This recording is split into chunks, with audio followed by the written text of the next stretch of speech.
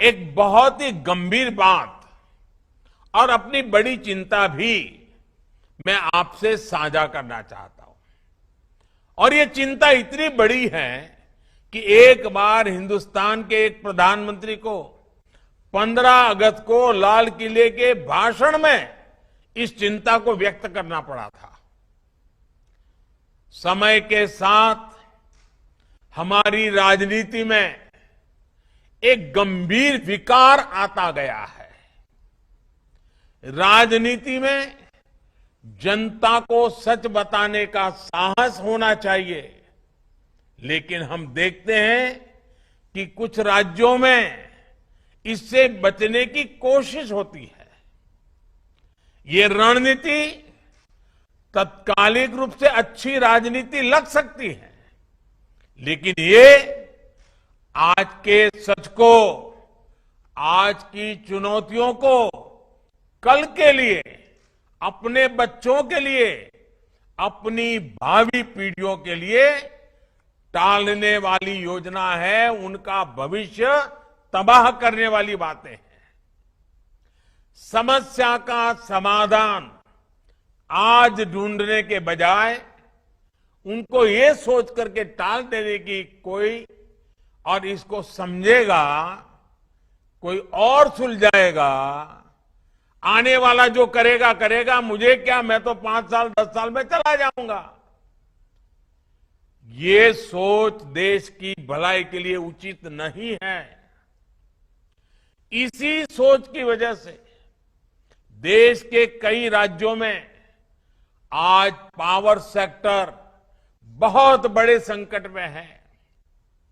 और जब किसी राज्य का पावर सेक्टर कमजोर होता है तो इसका प्रभाव पूरे देश के पावर सेक्टर पर भी पड़ता है और उस राज्य के भविष्य को अंधकार की ओर धकेल देता है।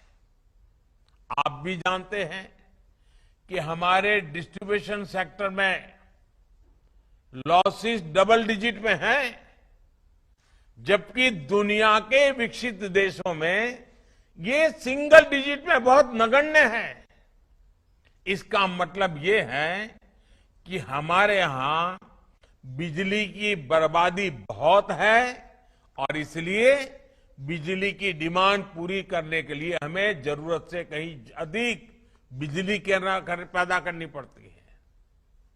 अब सवाल ये है कि डिस्ट्रीब्यूशन और ट्रांसमिशन के दौरान तो जो नुकसान होता है उसे कम करने के लिए राज्यों में जरूरी निवेश क्यों नहीं होता? इसका उत्तर ये है कि अधिकतर बिजली कंपनियों के पास फंड की भारी कमी रहती है। सरकारी कंपनियों का भी ये हाल हो जाता है। इस स्थिति में कई कई साल पुरानी ट्रांसमिशन लाइनों से काम चलाया जाता है, नुकसान बढ़ता जाता है और जनता को महंगी बिजली मिलती है।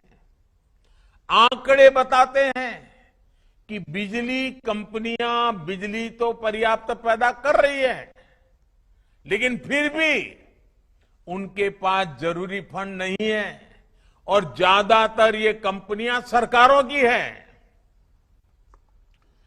इस कड़वे सच से आप सभी परिचित हैं। शायद ही कभी ऐसा हुआ हो कि डिस्ट्रीब्यूशन कंपनीज का पैसा उनको समय पर मिला हो। उनके राज्य सरकारों पर भारी भरकम ड्यूज रहते हैं, बकाया रहते हैं। देश को ये जानकर हैरानी होगी कि अलग अलग राज्यों का 1 लाख करोड़ रुपए से अधिक का बिल बकाया पड़ा है। ये पैसा उन्हें पावर जनरेशन कंपनियों को देना है। उनसे बिजली ले ली है, लेकिन पैसे नहीं दे रहे हैं। पावर डिस्ट्रीब्यूशन कंपनियों का अनेक सरकारी विभागों पर, स्थानीय निकायों पर करीब करीब 60,000 करोड़ रुपए से अधिक का बकाया है। और चुनौती इतनी नहीं है, अलग अलग राज्यों में बिजली पर सब्सिडी का जो कमिटमेंट किया गया है, वो पैसा भी इन कंपनियों को समय पर और पूरा नहीं मिल पाता। ये बकाया भी, ये बड़े बड़े वादे कर जो किया गया है ना, वो भी बकाया करीब करीब 75,000 करोड़ रुपए से अधिक का है। यानी बिजली बनाने से लेकर घर घर पहुंचाने तक का जिम्मा जिनका है, उनका लगभग 2.5 लाख करोड़ रुपए फंसा हुआ है। ऐसी स्थिति में इंफ्रास्ट्रक्चर पर, भविष्य की जरूरतों पर निवेश हो पाएगा कि नहीं हो पाएगा? क्या हम देश को, देश की आने वाली पीढ़ी को अंधेरे में जीने के लिए मजबूर करना है क्या? साथियों, ये जो पैसा है, सरकार की ही कंपनियां, कुछ प्राइवेट कंपनियां हैं, उनकी लागत का पैसा है। अगर वो भी नहीं मिलेगा तो फिर कंपनियां न विकास करेगी, न बिजली के नए उत्पादन होंगे, न जरूरतें पूरी होगी। इसलिए हमें स्थिति की गंभीरता को समझना होगा और बिजली का कारखाना लगाना है तो 5-6 साल के बाद बिजली आती है, कारखाना लगाने में 5-6 साल चला जाता है। इसलिए मैं सभी देशवासियों को हाथ जोड़ करके प्रार्थना करता हूं, देश के उज्जवल भविष्य के लिए प्रार्थना करता हूं। हमारा देश अंधकार में न जाए, इसके लिए जागरूक होने की जरूरत है। और इसलिए मैं कहता हूं, ये राजनीति का नहीं, ये राष्ट्र नीति और राष्ट्र निर्माण का सवाल है। बिजली से जुड़े पूरे सिस्टम की सुरक्षा का सवाल है। जिन राज्यों के ड्यूज पेंडिंग है, मेरा उनसे आग्रह है कि वे जितना जल्दी संभव हो सके इन चीजों को क्लियर करें। साथ ही उन कारणों पर भी ईमानदारी से विचार करें कि जब देशवासी ईमानदारी से अपना बिजली का बिल चुकाते हैं, तब भी कुछ राज्यों का बार बार बकाया क्यों रहता है?